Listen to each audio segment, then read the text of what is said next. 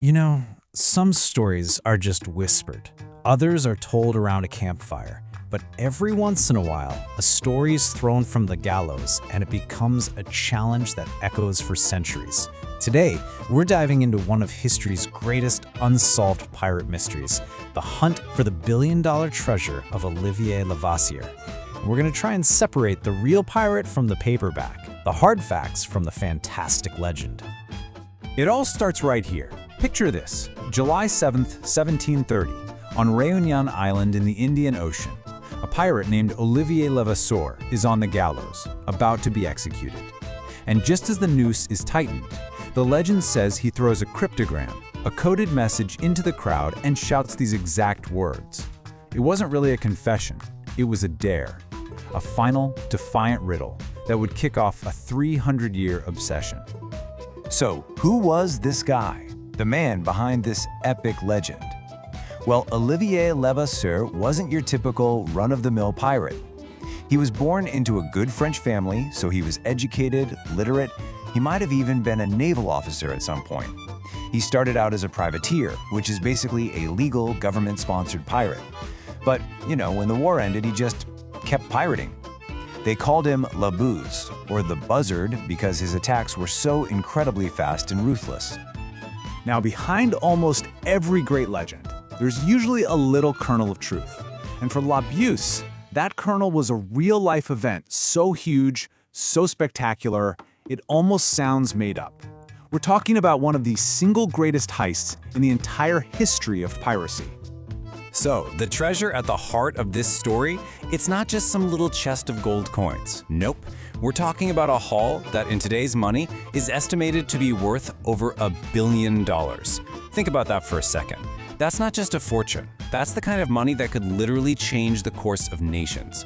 And the crazy part? It has never, ever been found. So where did all this incredible wealth even come from? Well, back in April 1721, Levasseur and his pirate partner John Taylor basically just stumbled upon a massive Portuguese galleon. It was called the Nossa Senhora de Cabo, and it was crippled by a storm off Reunion Island.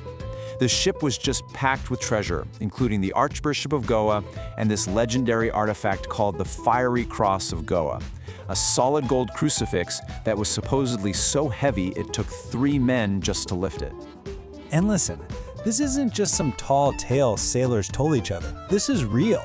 After about 20 years of research, marine archaeologists have found really strong evidence that a wreck they discovered off Madagascar is, in fact, that very ship, the Nossa Senhora do Cabo. They found timbers, porcelain, even gold coins from the right period. So the heist was real, and that means the treasure was definitely real. Okay, so we've established the treasure is real.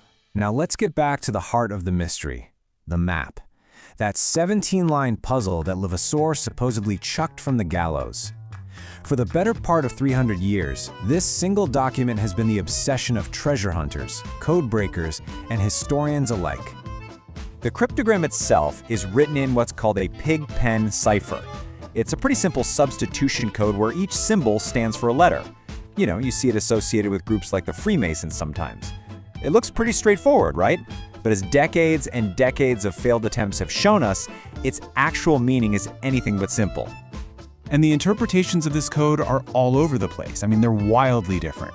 The very first public attempt to crack it, back in the 1930s, came up with what looked like a bizarre, totally nonsensical recipe.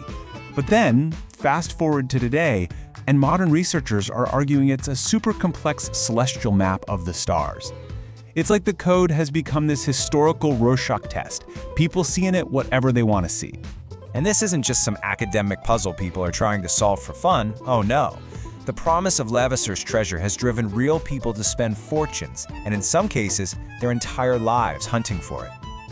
The hunt has really been building for centuries. The modern search really kicked off in 1949 with a man named Reginald Cruz Wilkins. He spent 27 years digging on Mahe Island, totally convinced the code was a puzzle based on the labors of Hercules.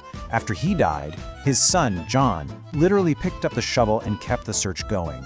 And today, people are still at it, but now they're using high-tech stuff like ground-penetrating radar, still chasing the ghost of La Buse.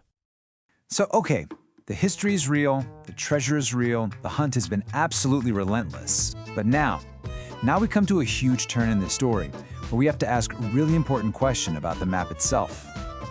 Seriously, think about it for a second. The entire modern hunt, every shovel in the ground, every theory, every single dollar spent, it's all based on that one dramatic moment at the gallows. But what's the actual historical proof for that moment? Where did the story come from? The answer? Well, it might just surprise you.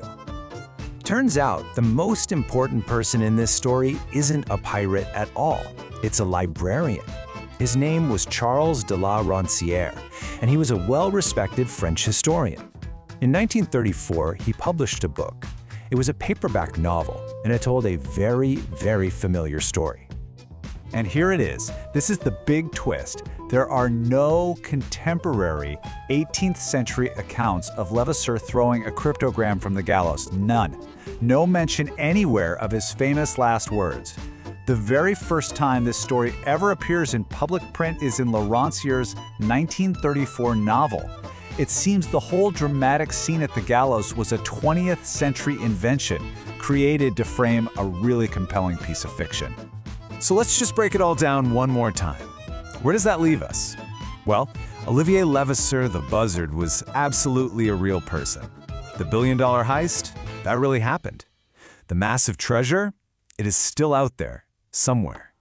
But the map, the whole dramatic challenge from the gallows that has fueled this entire modern hunt, that seems to be a piece of brilliant 20th century storytelling. Now, knowing that, it's pretty easy to just dismiss the whole thing as a hoax.